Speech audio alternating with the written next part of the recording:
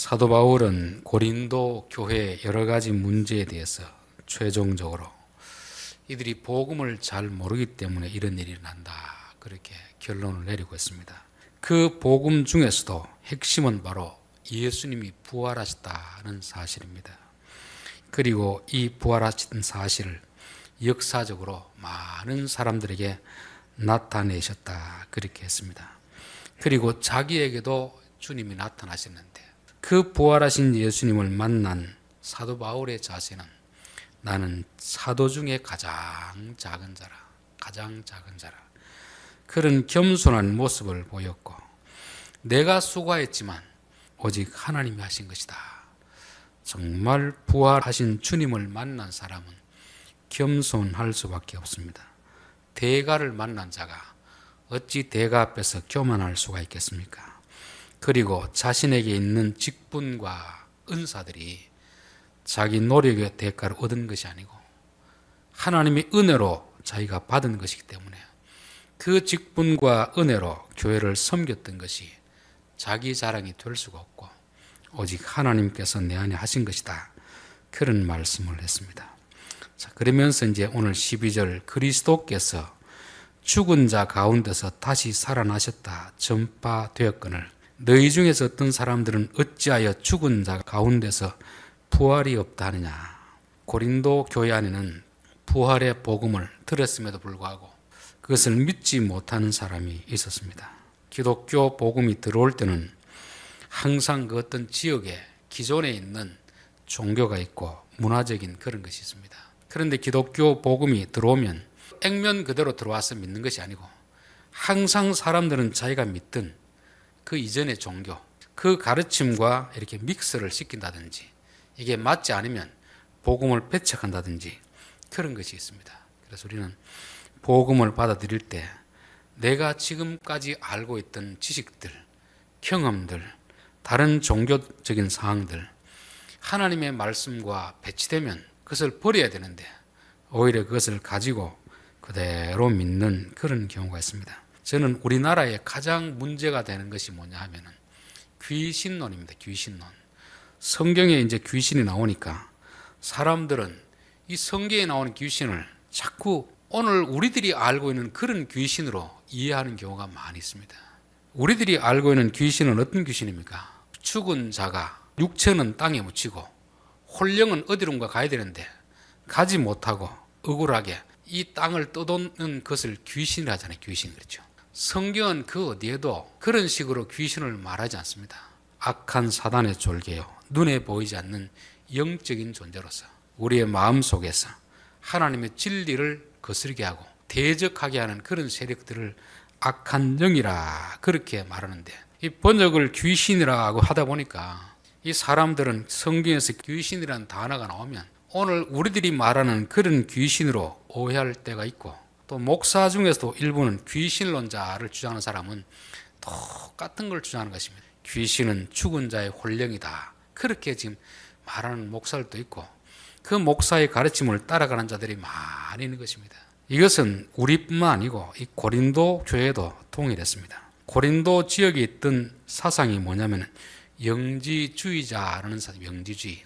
그것은 육체와 영혼을 분리시키는 사상입니다. 그리고 육체는 악하고 영은 선하다, 이런 가르침이거든요. 그러니까 육체가 악하다고 하니까 또 육체와 영혼을 분리시키니까 쾌락을 쫓아가는 사람이 있습니다. 그리고도 우리는 죄를 지은 것이 아니다, 육체가 지은 것이다, 이렇게 타다는 사람이 있습니다. 어떤 사람들은 육체가 악하다고 하니까 너희 중에 어떤 사람은 부부끼리도 같이 관계를 해서는 안 된다고 하는 또 금욕주의자도 나오는 그런 것들이 다 이 영지주의 철학이라는 잘못된 사상에서 나오는 것입니다. 자, 이들이 육체는 악하고 영은 선하다고 하니까 이들이 가진 사상은 어떤 것이냐면 사람이 죽으면 육체는 썩어서 없어진다고 하는 것입니다.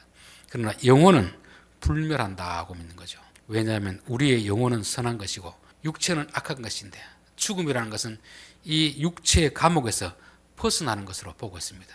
그런데 기독교는 뭘 가르치고 있습니까? 몸의 부활을 가르치고, 몸의 부활. 그러니까 이 몸이 다시 부활하면 그들의 가르침에 의하면 이게 안 맞는 말이거든요. 육체로부터 영혼이 벗어나야 이게 구원이 되는 것이고 천국이 되는 것인데, 다시금 몸이 부활한다고 하면 이 악한 육체가 부활하는 것이 되기 때문에 그런 것을 받아들이지 못하는 것입니다. 그래서 기독교가 말하는 몸의 부활하고 이들이 말하는 영혼 불멸설하고는 정면으로 배치되는 그런 것입니다. 오늘 우리 시대에도 이런 사상은 있습니다. 여러분, 예수 안 믿는 사람이 내세를 믿겠습니까? 안 믿겠습니까? 내세를 그들도 믿습니다. 믿지만 기독교가 말하는 것과는 좀 다른 식으로 믿는 거죠. 죽은 조상들에게 제사 지내는 것이 왜 지내겠습니까? 죽은 조상이 땅에 묻히면 끝이라고 하면 굳이 제사를 지낼 필요가 없습니다. 그러나 이들은 사람은 죽어 땅에 묻히지만 그들의 영혼은 계속 어디론가 떠돌다가 죽은 날이 되면은 자기 집으로 찾아온다는 것입니다. 그래서 이방인들도 영혼이 없어진다고는 생각하지 않습니다. 있지만 몸의 부활을 믿지 않는 거죠. 그러다 보니까 고린도 교회 안에서도 사도 바울이 전한 몸의 부활을 믿지 않는 그런 사람들이 있다는 것을 말씀하고 있습니다. 우리가 복음을 들으면 복음 전한 대로 그대로 액면 그대로 믿는 사람이 있고 액면 그대로 믿지 못하고 기존에 내가 알고 있던 지식하고 이게 충돌이 되면 복음을 받아들이지 않는 그런 경우가 있습니다. 복음의 내용 중에서도 일부분은 받아들이고 일부분은 받아들이지 않는 이런 것이 있습니다. 그래서 성경에 나오는 이 여러 가지 주장들을 우리가 알고 있는 사상들, 우리가 경험하고 있는 것들, 그런 것과 다를 때 우리는 기존에 내가 알고 있던 것을 다 내려놔야 됩니다. 다 내려놓고 성경이 말하는 것이 무엇인가를 봐야 되는데, 우리는 자꾸 우리가 알고 있는 이전의 종교, 이전의 어떤 지식들, 그것과 자꾸 이렇게 짬뽕을 시켜서 이해를 하다 보니까 기독교는 기독교인데 뭔가 좀 뒤틀린 기독교, 이런 것이 되는 것입니다. 저는 이런 것들이 오늘날 기도라든 이런 쪽에서도 있고, 모든 종교 행동에 보면 기독교답지 않는 마치 무당들이 하는 그런 행동들이 똑같이 기독교 안에 들어와가지고 단지 대상만 예수 이름으로 바뀌는 그런 것들이 많이 있습니다. 여러분, 기도도 기독교의 기도하고 이방인의 기도하고는 뭐가 다르겠습니까? 이방인의 기도는 무조건 신이 있다면 내 요구를 들어달라는 거잖아요. 그래서 비나이다 계속 빌기만 하는 것이 이방인의 기도입니다. 기독교인의 기도는 뭐겠습니까? 하나님의 뜻을 쫓아가는 것이죠. 그래서 하늘에서 이루어진 뜻이 땅에서 이루어지기 위해서 기도하라. 그러니까 기독교의 기도는 내 어떤 소원을 계속해서 아래에 있는 것이 기독교의 기도가 아니고, 그것도 기도가 될 수 있지만 그것은 이방인의 기도와 전혀 다를 바가 없습니다. 기독교의 기도와 이방인의 기도가 다른 것은 내 뜻, 내 소원이 아니고 하나님의 뜻이 무엇인지 알고 그 뜻이 이루어지기 위해서 기도하라는 것입니다. 근데 사실 오늘 교회 안에서 기도할 때 보면은 예수님이 우리에게 가르쳐 주신 기도를 하고 있습니까?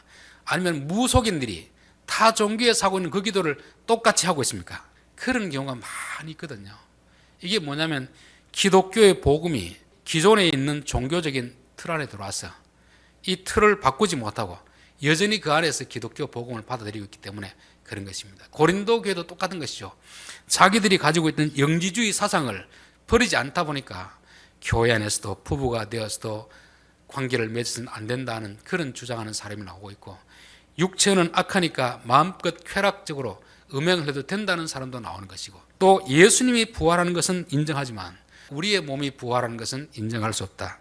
이런 가르침들, 이런 사상을 따라가는 사람들이 있다는 것입니다. 그래서 저는 오늘날 교회 안에 볼 때 말씀대로 믿는 사람이 있고 그냥 기존의 어떤 세상적인 종교와 믹스를 내서 믿는 그런 것이 있는데, 그런 것은 진정한 복음이 아니라는 것입니다. 그래서 우리가 예수를 믿으면서 성경이 말하는 신앙하고 우리가 살아가는 있는 이 시대에 다른 종교가 가지는 신앙과 좀 구별할 필요가 있다. 이게 거룩한 것 아닙니까? 거룩한 것. 또 하나는 말로는 믿는다고 하는데 실제로는 안 믿는 그런 사람들이 있습니다. 실제로 이 헬라 사상이라는 게 뭐냐면 자꾸 나누는 거거든요. 몸과 영혼을 나누고 또 영과 혼을 나누고 또 말과 행동을 나누고 자꾸 이렇게 쪼개놓는 것입니다. 그러다 보니까 이게 살아있는 생명이 되지 않고 죽어있는 시체가 된 것입니다. 우리의 몸도 팔, 다리 이런 모든 것이 몸에 붙어 있어야지 팔 하나 떼놓고 다리 하나 떼놓고 이렇게 하면 이건 죽은 거잖아요. 살은 게 아니잖아요. 하나님의 말씀도 똑같은데 헬라 사상이라는 것이, 서구 사상이라는 것이 참 위험한 것이 이것입니다. 여러분, 우리 창세기 1장 1절이 뭡니까? 태초에 하나님이 천지를 창조하시니라. 이 말씀을 믿습니까? 믿습니까? 교회에 나오는 사람은 다 믿는다고 말합니다. 근데 그 말이 의미하는 것이 무엇인지 알면 사실은 안 믿는 사람이 많이 있습니다. 하나님이 세상을 창조하셨다고 하면 이 세상은 누구 것이죠? 하나님의 것이잖아요. 내 것이라고 생각하는 사람은 아직도 말로는 믿는다고 하는데 안 믿는 것입니다. 또 하나님이 세상을 창조하시면서 모든 자연 만물을 창조하시잖아요. 또 사람을 창조할 때도 남자와 여자를 창조하시고 가난한 자와 부유한 자를 창조했습니다. 그들 속에 하나님이 형상이 있는 것입니다. 그럼 그 모든 사람들이 하나님이 만드신 작품 아닙니까? 작품. 부자도 하나님이 만드신 작품이고, 가난한 사람도 하나님 만드신 작품이고, 여자도 하나님 만드신 작품이고, 남자도 하나님 만드신 작품입니다. 그런데 그런 사람을 내 기준으로 함부로 무시하고 멸시하고 있다면 그 사람이 창조주를 믿는 사람이겠습니까? 안 믿는 사람이겠습니까? 안 믿는 사람이죠. 그래서 말로만 믿는다고 믿는 게 아니고 실제로 그분이 창조라고 하면 그분이 만든 세상을 함부로 훼손할 수가 없는 것입니다. 조심조심해서 다뤄야 되는 거죠. 약한 자, 가난한 자, 이런 사람을 내가 마음대로 힘이 있다고 학대하고 이런다면 그분은 하나님을 안 믿는 사람이지 믿는 사람이라고 할 수 없습니다. 말로는 믿는다고 하는데 갑질하는 사람은 저희가 봤을 때는 성경의 의미를 보면 그 사람은 안 믿는 사람입니다. 믿는 사람이면 그렇게 할 수 없거든요. 하나님이 반드시 심판하신다고 했는데 하나님을 믿으면 하나님의 말씀을 믿어야 되잖아요. 그런데 그런 말씀을 안 믿는 사람이 어떻게 하나님을 믿는다고 하겠습니까? 그러니까 고린도 안에는 몸의 부활을 믿는 사람하고 말로는 믿는다고 하는 사람이 있습니다. 또 실제로는 안 믿는 사람이 있고, 또 한 부류의 사람은 말로도 안 믿고 실제로도 안 믿는 그런 사람이 있다는 것을 말씀하고 있습니다. 자, 그리스도께서 죽은 자 가운데서 다시 살아나셨다 전파되었거늘 너희 중에 어떤 사람들은 어찌하여 죽은 자 가운데서 부활이 없다 하느냐. 자, 분명히 그전에는 어떻게 했습니까? 그리스도께서 죽었다가 살아나셨느니라, 이 복음이 전해진 거죠. 근데 그전에는 어떻게 했죠? 그전에는 믿었습니다. 11절 본 그렇죠. 그러므로 나나 그들이나 이같이 전파하며 너희도 이같이 믿었느니라. 처음에는 이같이 믿었는데 시간이 지나고 나서는 그거 못 믿겠다 이렇게 하는 것입니다. 왜 이런 일이 벌어진 거죠? 처음에 바울이 전했을 때 그 복음을 받아들였던 사람들이 시간이 조금 지나고 나서 다른 또 거짓 선자들이 그들에게 온 것입니다. 야, 바울이 전한 말 그거는 실제로 안 맞는 말이다. 우리의 육체가 악한데 어떻게 부활할 수 있단 말이냐. 예수님이 부활했다는 말은 믿어도 되지만 우리의 육체가 부활한다는 말은 믿을 것이 못 된다는 것입니다. 사단은 항상 우리에게 와서 하나님이 하신 말씀을 흔들어 놓는 거죠. 그리고 말씀을 거역하게 만드는 것이 오늘날 사단이 하는 것이고 거짓 선자들이 하는 것입니다. 마태복음 보면은 분명히 밭에 좋은 씨앗을 심었는데 나중에 보니까 가라지가 나고 있습니다. 주인이 어떻게 된 것입니까? 밤에 악한 자가 와서 몰래 가라지를 심었다는 것입니다. 오늘날도 마찬가지입니다. 이단에 빠진 사람은 어떤 사람에 빠지겠습니까?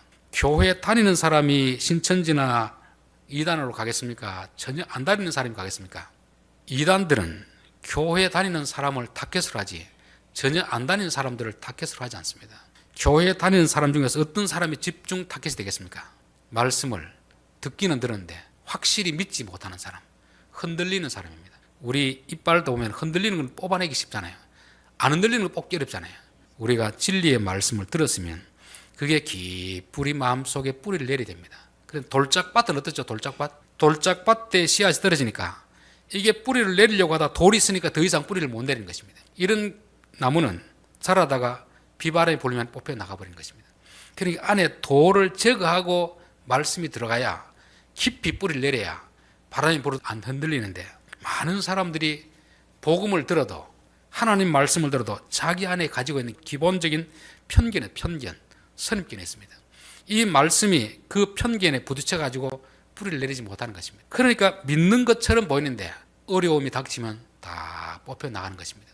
그래서 이단들은 항상 와가지고 테스트합니다. 이 사람의 믿음이 확실한 믿음인가, 흔들리는 믿음인가, 그걸 테스트하는 거죠. 창세기 3장에도 뱀이 와서 뭐라고 합니까? 하나님이 정말 이 동산에 있는 모든 나무의 실과를 먹지 말라고 하더냐. 질문을 살짝 비틀하니까 하와가 대답하는데 보니까 이게 정답이 아니거든요. 아는 것도 아니고 모르는 것도 아니고 어중중하게 어중간하게 알고 있습니다. 그러니까 바로 공격이 들어오잖아요. 결코 죽지 않는다. 저는 우리가 신앙생활하면서 하나님의 말씀을 제대로 알고 있으면 뿌리가 뽑히지 않는데, 제대로 알지 못하면 아는 것도 아니고 모르는 것도 아니면 이단의 밥이 될 수가 있습니다. 이단의 밥. 고린도 교회 안에도 똑같이 그런 일이 일어나고 있는 것입니다. 디모데후서 2장 15절에 보면 너는 진리의 말씀을 옳게 분별하며 부끄러운 것이 없는 일꾼으로 인정된 자로 자신을 하나님 앞에 드리기를 힘쓰라. 그들의 말은 악성 종양이 퍼지어 나감과 같은데 그 중에 후네메오와 빌레도가 있느니라. 진리에 관하여는 그들이 그릇되었도다. 부활이 이미 지나갔다 하므로 어떤 사람들의 믿음을 무너뜨리니라. 오늘날도 교회는 여전히 성경이 말한 것과 반대되는 그런 진리를 계속해서 퍼뜨리는 자들이 있습니다. 그럴 때 우리가 기존의 하나님 말씀을 모르면 흔들리고 결국은 뿌리 뽑히는 것이고 결국은 나중에 이단으로 빠지는 거죠. 여러분, 교회를 오래 다니는 게 문제가 아니고 하나님의 말씀을 좀 확고하게 알고 있으면 흔들리질 않습니다. 근데 교회는 오래 다니는데 이 말씀이 뿌리를 내리지 못하면 이 사람이 와서 설교하면 이렇게 또 흔들리다가 저 사람이 와서 저렇게 하면 또 흔들리다가 신비주의자가 와서 막 신비로운 것을 이야기하면 또 그쪽으로 혹 빠졌다가 또 율법주의자들이 와서 그런 설교를 하면 그쪽으로 빠졌다가 왔다 갔다 하는 것이 이게 바로 믿음의 뿌리를 내리지 못한 그런 사람들의 실체라는 것을 말씀하고 있습니다. 고린도 교회가 꼭 그와 같은 것을 말씀하는 거죠. 13절 만일 죽은 자의 부활이 없으면 그리스도도 다시 살아나지 못하셨으리라. 저는 이 사도 바울을 보면 참 이분이 인격적으로 참 대단하다 그런 생각이 들어요. 앞에 12장, 13장, 14장을 할 때도 분명히 그들이 잘못된 방언을 하고 있을 때도 너 왜 그런 말 하느냐 야단치지 않습니다. 여기서도 말도 안 되는 그런 주장을 펼치는데 바울은 화를 내지 않고 또박또박 논리적으로 답변을 해주는 것입니다. 만일 앞에도 그렇잖아요. 만일 내가 방언으로 말하면 내 영은 기도하지만 내 마음은 열매를 맺지 못하리라. 그 말은 지금 고린도인들이 하는 방언이 자기가 하는 방언과 다른데 너희들이 그것이 방언이 그렇게 중요하다고 하면 나도 그렇게 하진 않는데 내가 만약 그렇게 한다면 내 영은 기도하지만 내 마음은 열매를 맺지 못한다는 거죠. 여기도 마찬가지 아닙니까? 그들의 주장이 지금 터무니없는 그런 말임에도 불구하고 바울은 너희들 잘못되었다 이렇게 단정적으로 말하지 않고 너희가 말하는 그것이 사실은 아니지만 설마 사실이라고 한다면 어떤 일이 일어날 것인가 그것을 말씀하고 있는 것입니다. 저는 이 복음의 내용보다도 이 바울의 태도가 우리가 참 본받아야 되겠다 그런 생각이 들어요. 바울이 왜 이렇게 말하겠습니까? 성경에는 이단들이 오면 너희들 집 앞에 들이지도 말고 같이 상종도 하지 말라는 그런 가르침이 있습니다. 그러나 지금 여기에 있는 고린도 교인들은 이단이 아니잖아요. 교회 안에 있는데 믿음이 부족해가지고 잘못 알고 있는 것입니다. 그러니까 우리가 분명히 이것을 구분할 필요가 있는 거죠.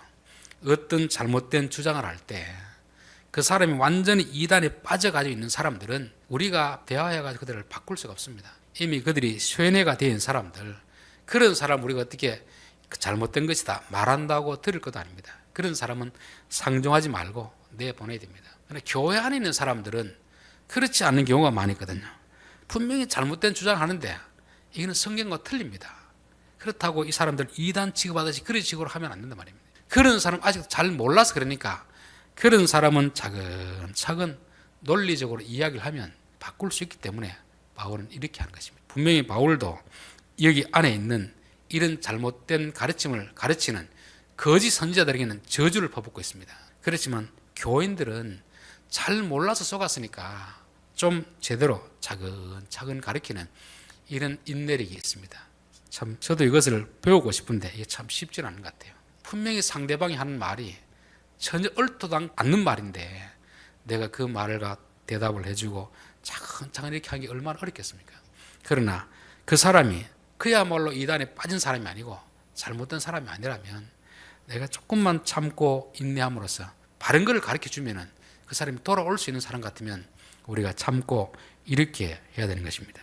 만일 죽은 자의 부활이 없으면 그리스도도 다시 살아나지 못하였으리라.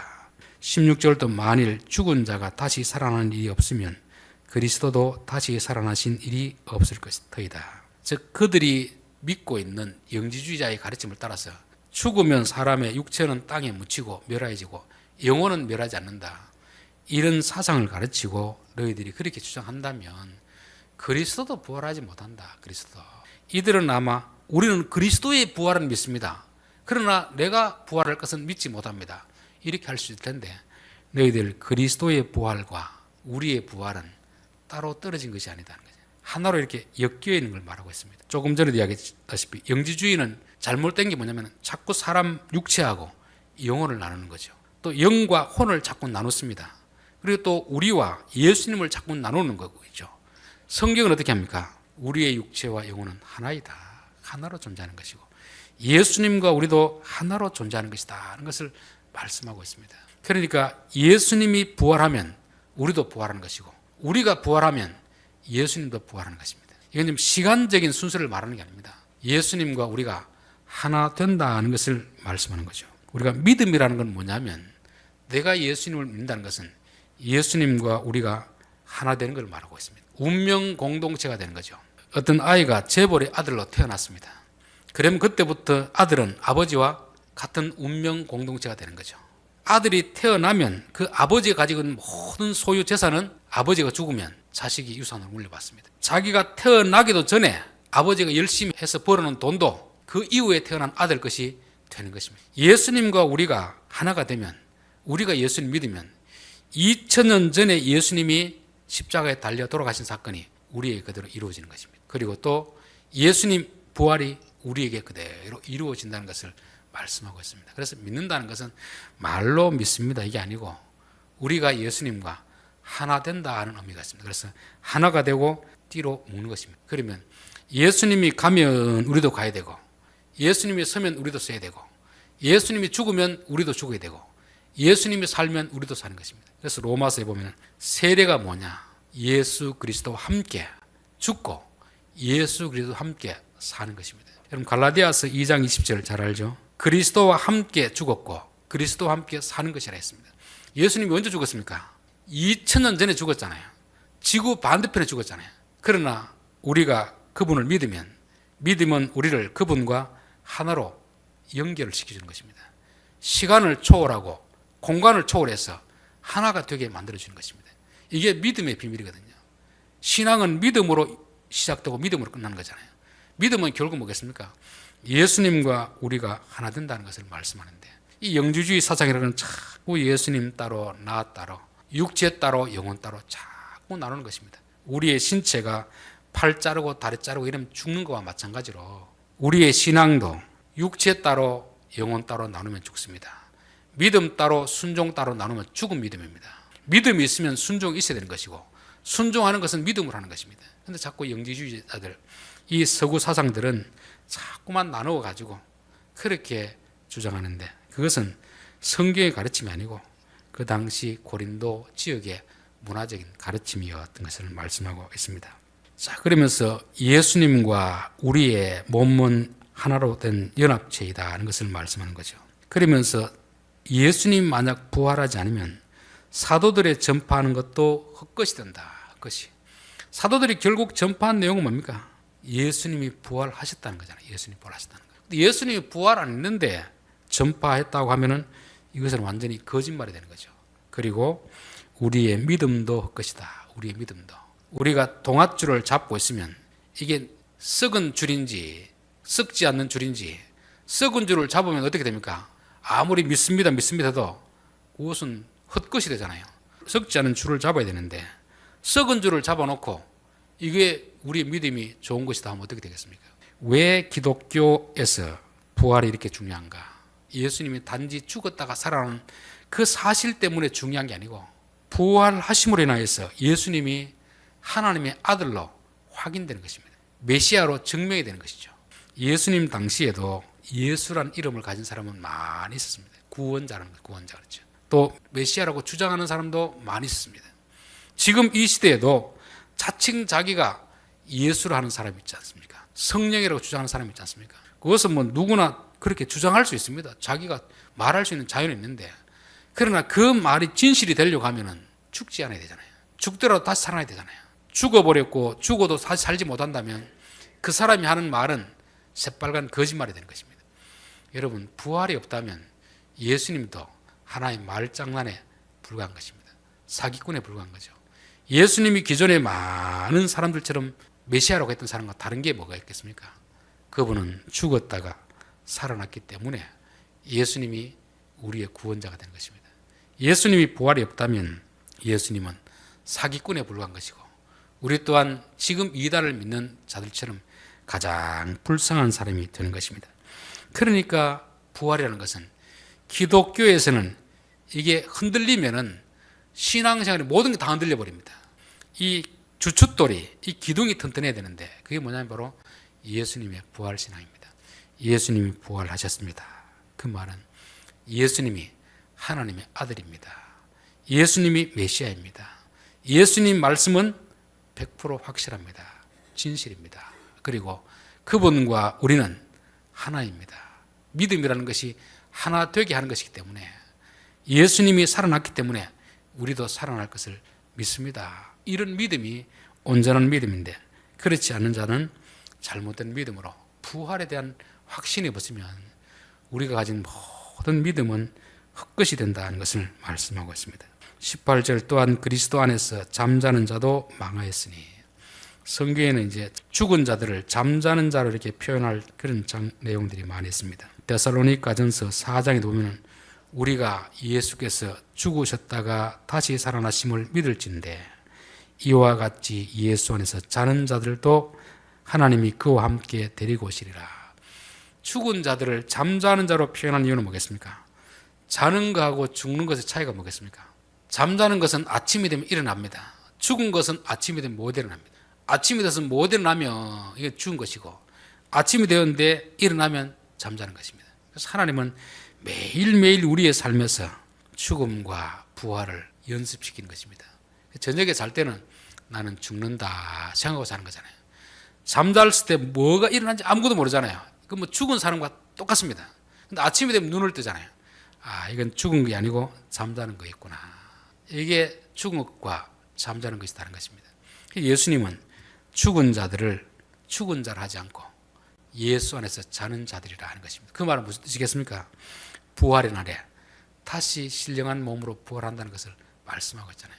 그런 사람도 헛것이 된다는 것입니다. 만약에 예수님이 살아나지 못했다면, 예수님이 먼저 살아나야 다른 사람도 살아나는데, 제일 앞에 가는 기관차가 멈춰버리면 뒤에 가는 기관차는, 객차들은 저절로 멈추는 거죠. 앞에 있는 기관차가 가면 연결된 객차는 자동적으로 하는 거 아닙니까? 예수님이 죽으면 우리도 죽고, 예수님이 살아나면 우리도 살아가는 것입니다. 만일 그리스도 안에서 우리의 바라는 것이 다만 이 세상뿐이면 모든 사람 가운데 우리가 더욱 불쌍한 자이리라. 기독교와 타종교의 가장 큰 차이는, 여러 가지 차이가 있겠지만, 다른 종교들은 대부분 이 현생에서 잘 먹고 잘 사는 것이 종교의 목적입니다. 그러나 기독교는 현 세상에서 잘 먹고 잘 사는 것이 목적이 아니고 죽음 이후의 내세의 삶에서 천국에서 영광을 누리는 것이 기독교와 타종교의 가장 큰 차이입니다. 근데 기독교 안에서 여전히 내세에는 관심이 없고 이 생에서만 관심이 있다면 그거는 다른 종교와 다를 바가 없는 것이고, 만약에 내세가 없다면 기독교인들만큼 불쌍한 사람들이 없습니다. 왜냐하면 다른 사람들은 이 세상에는 그래도 잘 먹고 잘 살았잖아요. 우리는 내세를 보고 나서 이 땅에서 힘들고 어렵게 살았는데 내세에 천국이 없다면 가장 불쌍한 사람이 되는 것입니다. 그래서 부활이라는 것은 기독교 신앙에서 가장 중요한 기둥과 같은 것이고, 이거는 결코 양보할 수 없는 그런 진리라는 것을 사도 바울은 말씀하고 있습니다. 결론입니다. 복음이 전파될 때 액면 그대로 믿는 사람이 있고, 자기 생각하고 또 자기가 알고 있던 다른 것과 배치가 되면 복음을 외면하는 그런 경우가 있습니다. 아니면 또 믹스를 시키는 거죠. 오늘날 우리나라 귀신론자들처럼 성경에 나오는 귀신이나 우리가 말하는 귀신과 같이 일치시키는 거잖아요. 분명히 다른데 이걸 자꾸 이렇게 혼합을 시키는 그런 경우가 있습니다. 우리는 성경에 나오는 것들을 우리 있는 기존 무속신앙, 불교신앙 이런 것과 좀 구별을 시켜야 됩니다. 고린도 안에는 영지주의 가르침 때문에 그리스도의 부활은 믿는다고 하지만 우리의 부활은 믿지 못하는 이런 잘못된 사상들이 있었습니다. 그러나 성경은 우리가 예수를 믿으면 우리와 예수님은 하나가 되는 것입니다. 연합이 되는 것이고 운명 공동체가 되는 것입니다. 이 신앙이 흔들리면 그리스도의 부활도 흔들리는 것이고 우리가 전하는 복음도 흔들리는 것이고 우리의 믿음도 헛수고가 되는 것이고 우리의 장래 모든 것이 다 허물어지기 때문에 이 부활신앙만큼은 한치의 양보도 있어서는 안 된다는 것을 말씀하는 것이고 다른 것도 믿어야 될 것이 많지만 예수님이 부활하셨고 우리도 또한 부활할 것을 믿어야 될 줄 믿습니다. 기도하겠습니다.